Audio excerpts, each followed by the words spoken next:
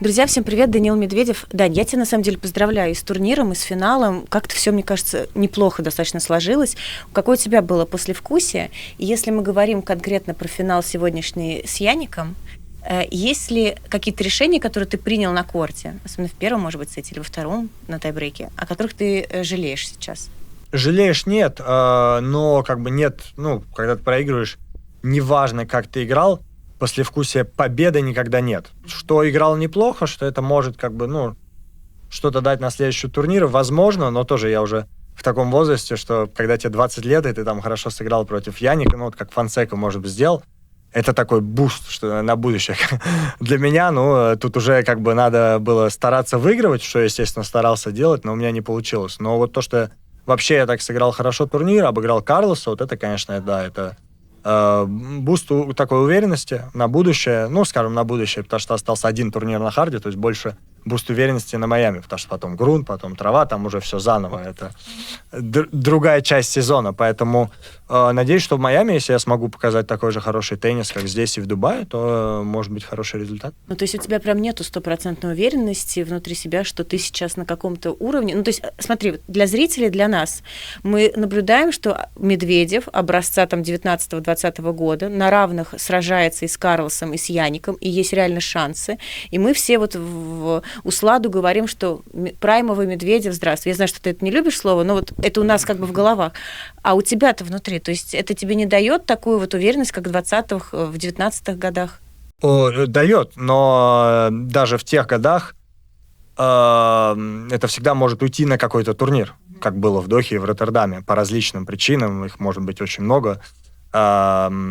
И вернуться это может точно так же, как бы немножко в каком-то смысле случайно, потому что в Дубае до турнира я не мог вообще ни одного мяча попасть в корт, это было просто, наверное, хуже, наверное, примерно вот как было перед US Open, там, в Цинциннати, и я думал, окей, вообще, что происходит? А потом в Дубае как-то смог что-то поймать, вот какую-то уверенность, поэтому, естественно, в Майами я постараюсь это, продолжить.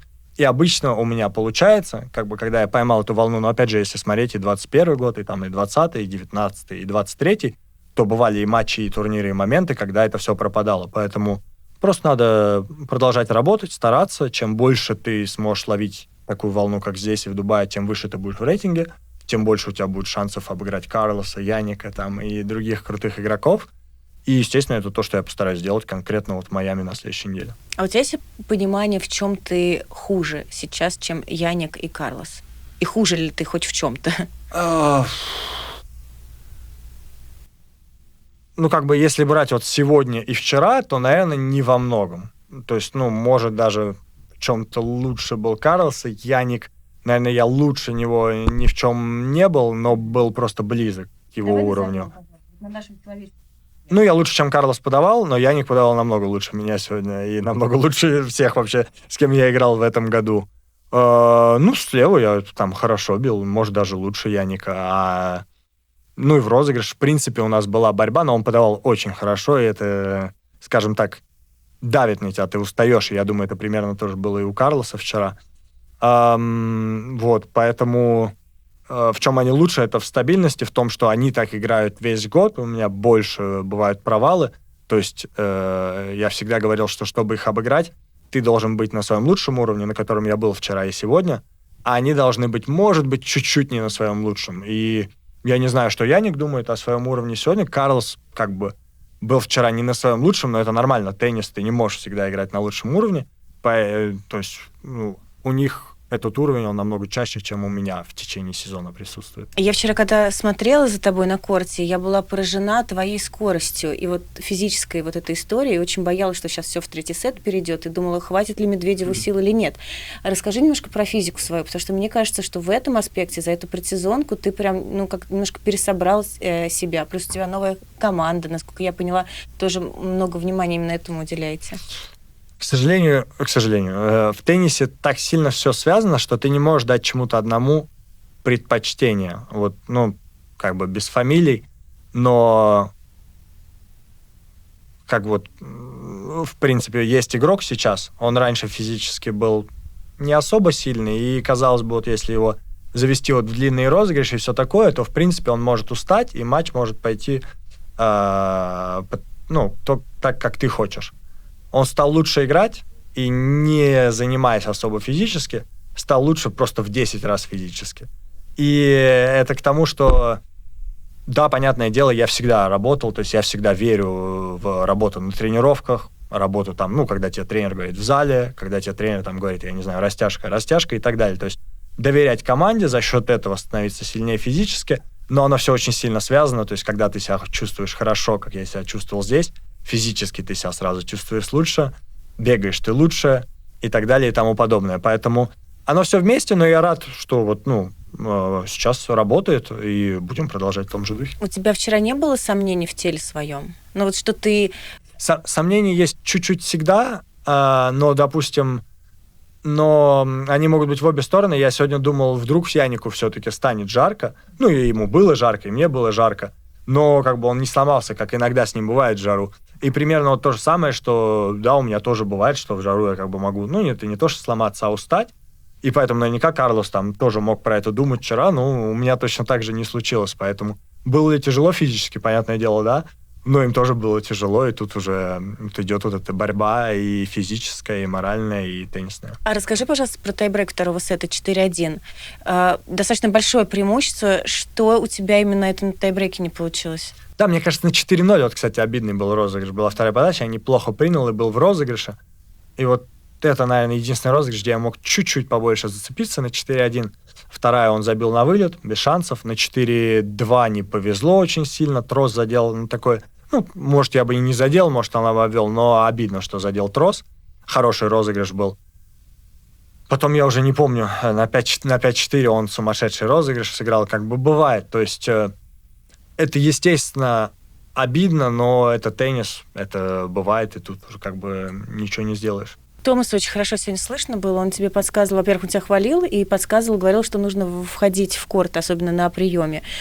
Про подсказки можешь рассказать? Про подсказки, про комментарии тренера, команды, что они тебе... Вообще ты их слышишь, и в течение матча что улавливал из бокса? Да, обычно это слышно, потому что они, естественно, стараются говорить в моменты, когда зрители не кричат. Поэтому все, да, прекрасно слышал.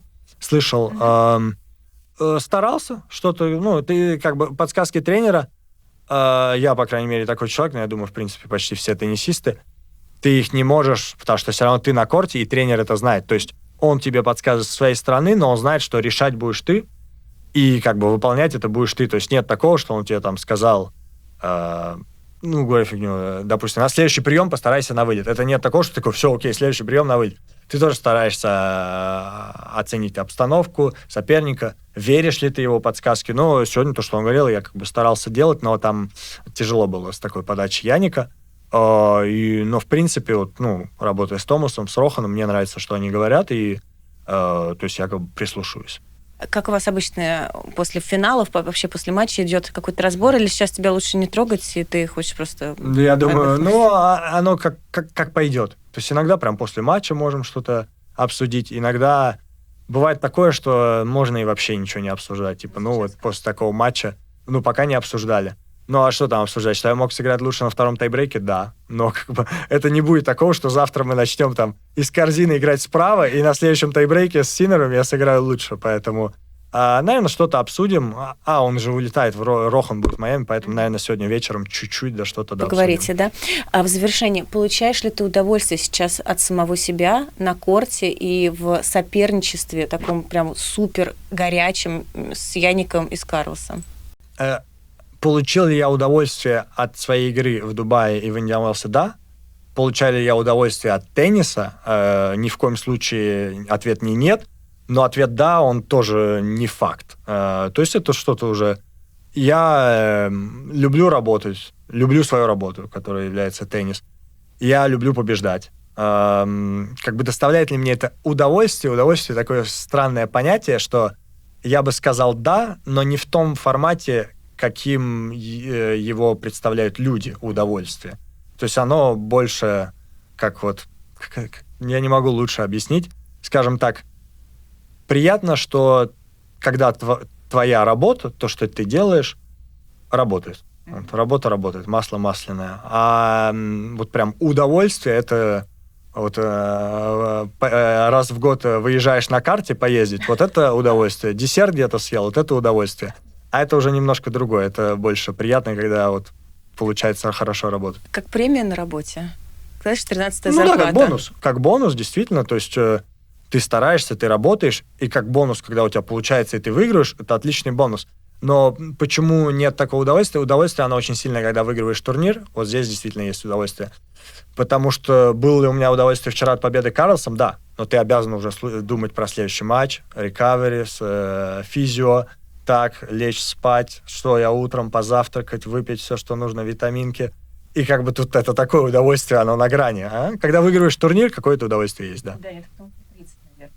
Это в том числе, да. В 20 лет удовольствие было немножко другое. Оно было другое, да. Оно было другое. И это, кстати, совершенно нормально, и это, наоборот, даже, скажем так, круто. Это и есть удовольствие. Да. Спасибо тебе большое. Но видишь, в 30 лет тоже жизнь, она весьма отличная, вообще да? суперская. Да.